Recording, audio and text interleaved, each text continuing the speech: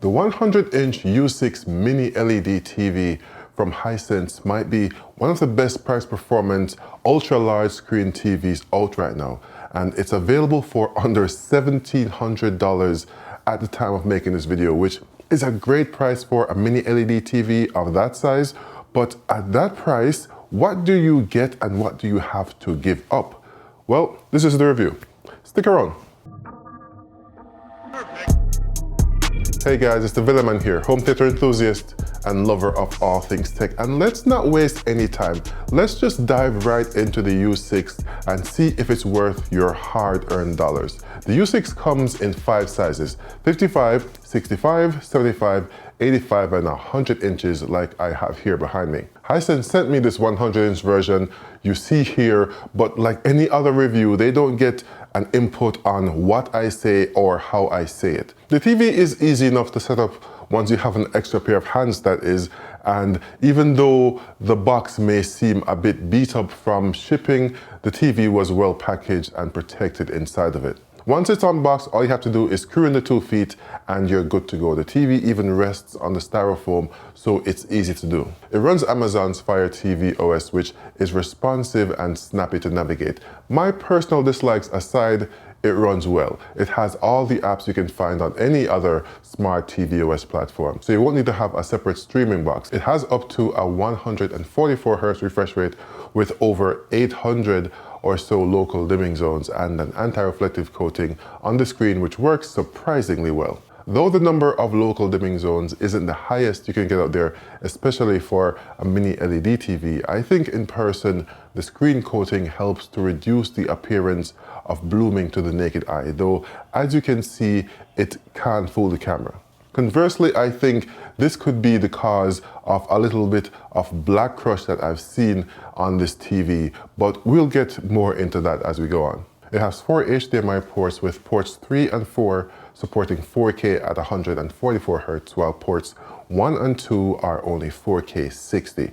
In game mode, it has an input lag of 4.5 milliseconds at 144 Hz, 4.9 milliseconds at 120 Hz, and 13.2 at 60 Hz. So some of the lowest input lag you can get on any TV really. It doesn't support proprietary adaptive sync technologies like FreeSync or G-Sync, so for any adaptable frame rate support, it's limited to VRR. As far as out-of-the-box color accuracy goes, I measured the TV to have a game mode color accuracy delta E of 10.9, which is a bit higher than the visually perceptible range of greater than 2, but overall not a really bad out-of-the-box picture. Grayscale delta E was a bit better at 7.4. We can see here where the TV doesn't really track the EOTF curve very well, with boosting of brightness at certain points along the curve. In the movie mode, the measured delta E was 9.6 for color and 7.8 for grayscale, so a tiny bit better. I like to use the movie mode instead of the filmmaker mode for testing because it usually has a mix of picture accuracy and the manufacturer's special sauce, so to speak. Interestingly, as far as peak brightness is concerned, the TV has a higher peak brightness in game mode, coming in at 1138 nits, while the movie mode was a max of 1010 nits. So the TV isn't quite as bright as some other mini LED TVs out there, but the sheer size of the screen gives it a leg up even in a bright room situation, especially when combined with the anti-reflective coating the TV has. Colors were good in both modes though, so there wasn't anything that stood out to me as really bad when it came to PC gaming on the Villa consola or when watching movies.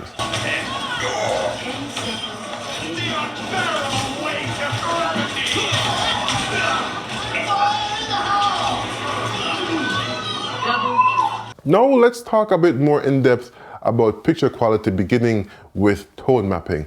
The output of the Spears & Munsell benchmark disc that I use here was set to 10,000 nits, so we'll definitely see how well the TV tone maps.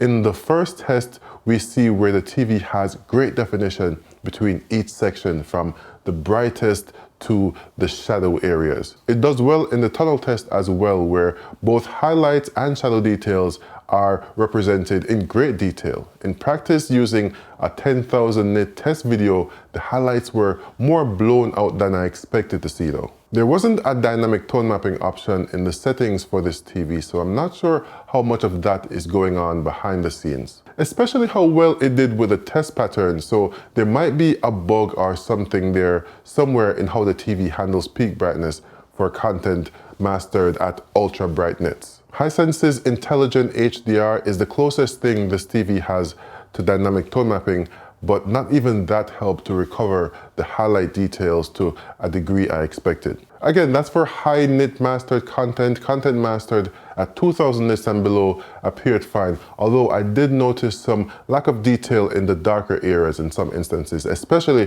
when surrounded by a lot of highlights. When examining how it does with low stimulus content, on the other hand, I saw a lot of black crush where black detail is completely missing. So when the bright menu elements come on screen is when some of the low stimulus patterns show up, and not even all of them. This test, for example, is basically blank where there should be a dark rectangle surrounded by striped patterns. This next test is even worse where most of the low stimulus pattern doesn't show up at all and was really hard to see with the naked eye, but showed up a little on camera, like the blooming I mentioned earlier. This is how this test looks on a TV like the LG G4, for example. Here's another example so that you have some context of what the expectation is for these tests. And yes, the LG OLED is a much more expensive TV, of course, but again, I've never seen another TV with this much black crush.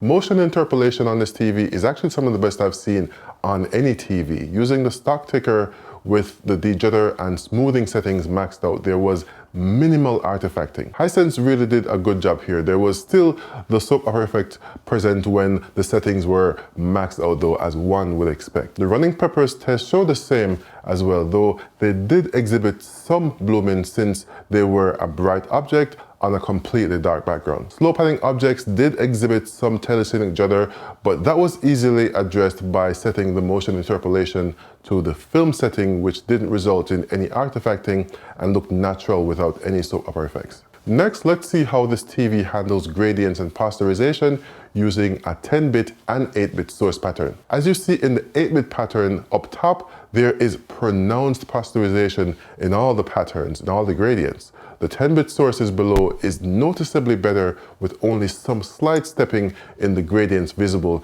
to the critical eye. So I think the U6 presents a really good value proposition for anybody wanting a big screen experience at a great price with a few compromises.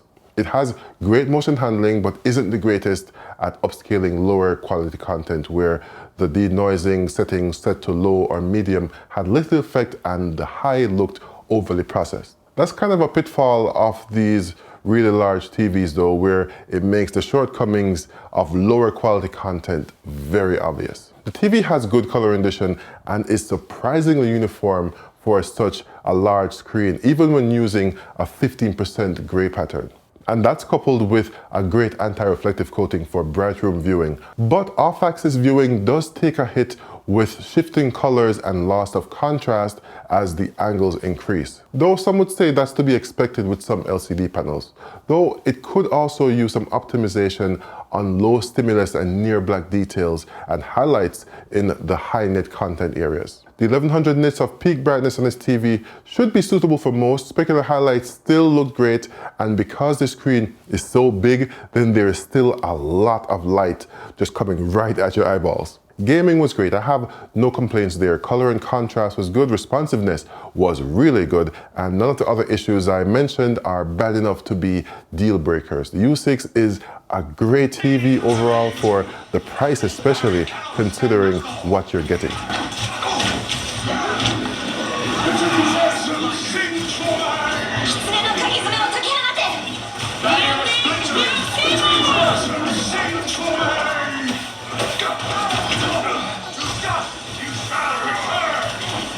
But the caveats I mentioned are important factors to know going in. Let me know your thoughts in the comments on this TV and if it's on your shopping list. If not, then which one is? I've also left links in the description for anyone who wants to learn more or buy one for themselves. that would also support the channel too, of course. Thanks for watching, and thanks to Hisense for sending this TV out for review. Don't forget to like and subscribe if you want to keep seeing my mug, of course. Until next time, this has been your friendly neighborhood Villaman saying be safe and peace.